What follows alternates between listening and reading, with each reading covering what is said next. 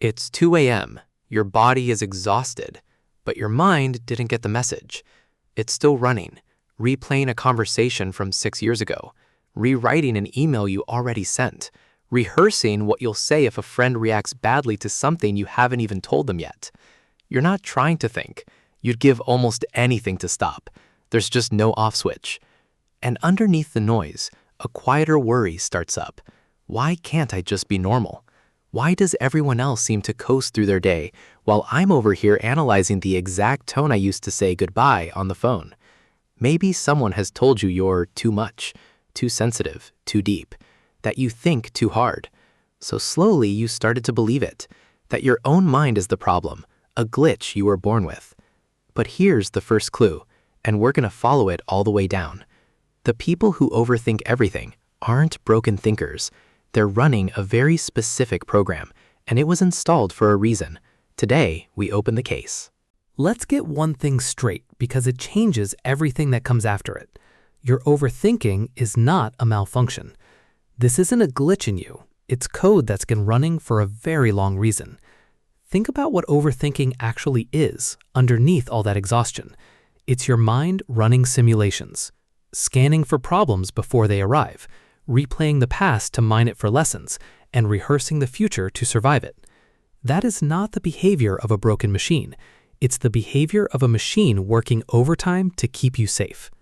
Somewhere along the way, your brain learned that paying very close attention to people, to risk, to everything that could go wrong was the smart move. So it built you a system that never fully powers down. The world calls it overthinking. Your nervous system calls it staying ready. So the problem was never that you think too much. The problem is that nobody ever showed you what your mind is actually doing under the hood. So all of that effort just feels like static.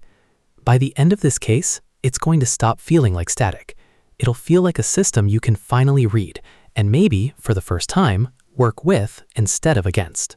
I'm Cody, and today we're decoding why your mind never stops. Let's open the case file. Here's what almost every piece of advice gets wrong.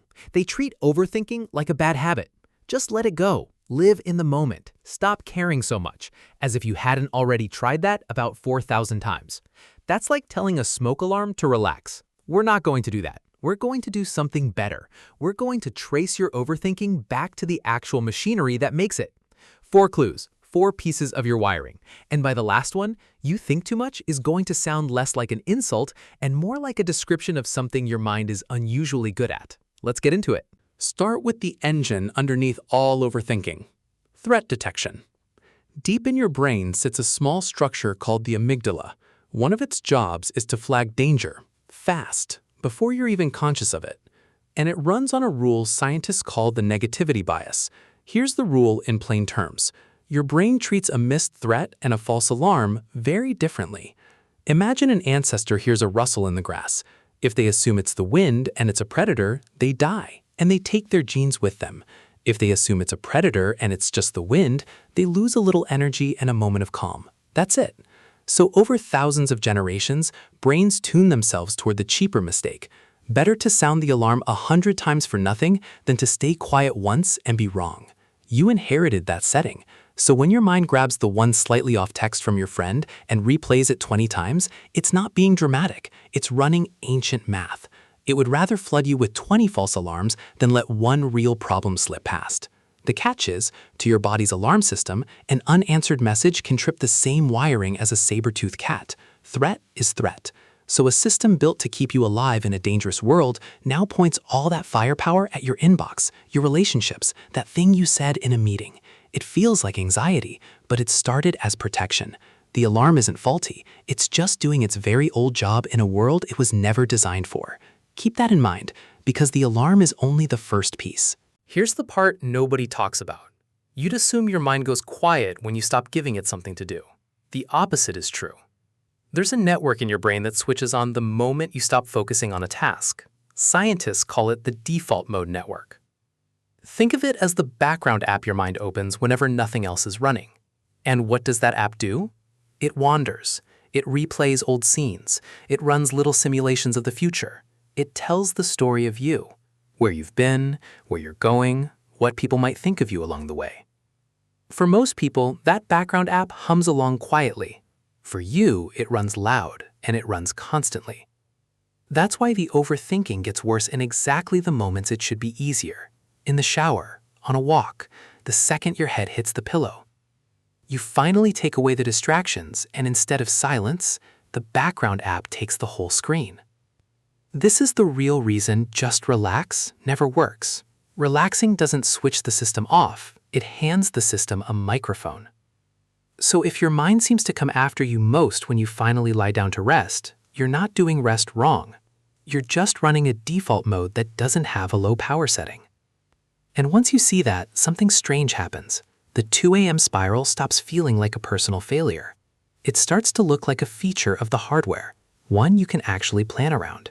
Now we get to the engine room, because under most overthinking sits one specific thing your mind cannot stand: uncertainty. Watch what your overthinking actually reaches for. It almost never spirals about things that are settled. It spirals about the open questions. Did I upset them? What happens if it goes wrong? What did that look on their face mean? Overthinking is your mind trying to solve those questions in advance.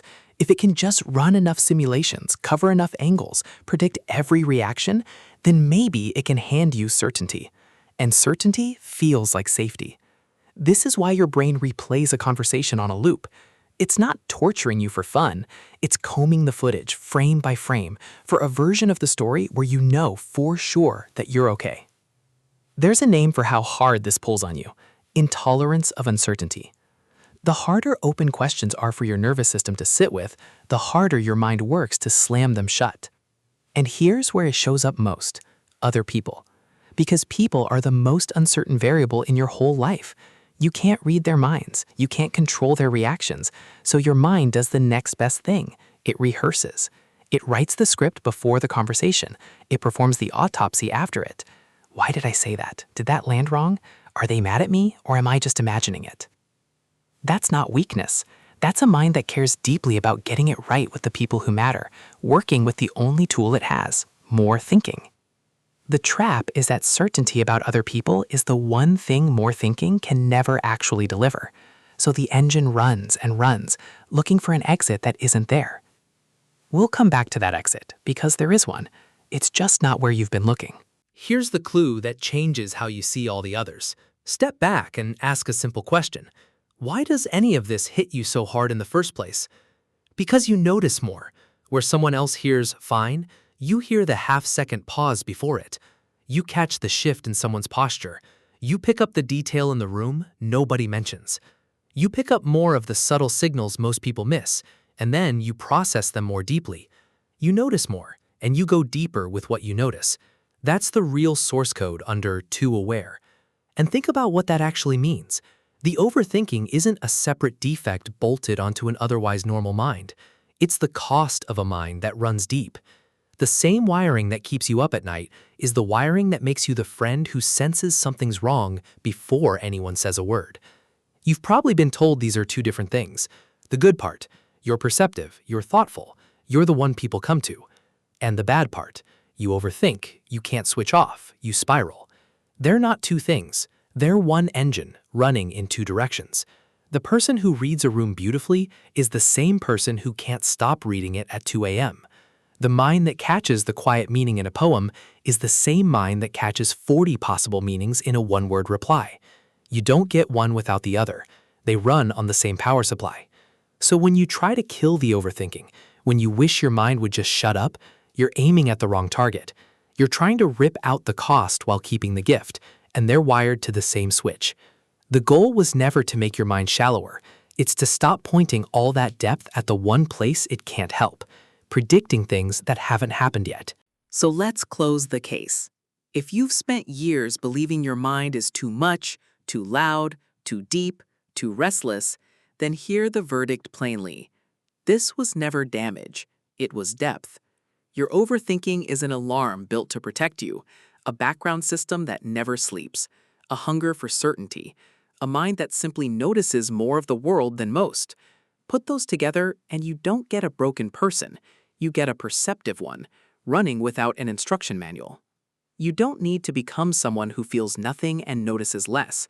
That's not an upgrade. That's just turning down the very thing that makes you, you. What you can do is change where the engine points. The same mind that runs worst-case simulations can run plans. The same depth that replays the past can build something new. The same sensitivity that drains you in a crowded room is what lets you understand people at a level most never reach. You were never supposed to fight this part of yourself into silence. You were supposed to learn how to read it, so that the next time your mind lights up at 2 a.m., you don't think, "What's wrong with me?" You think, "There it goes, doing its old job."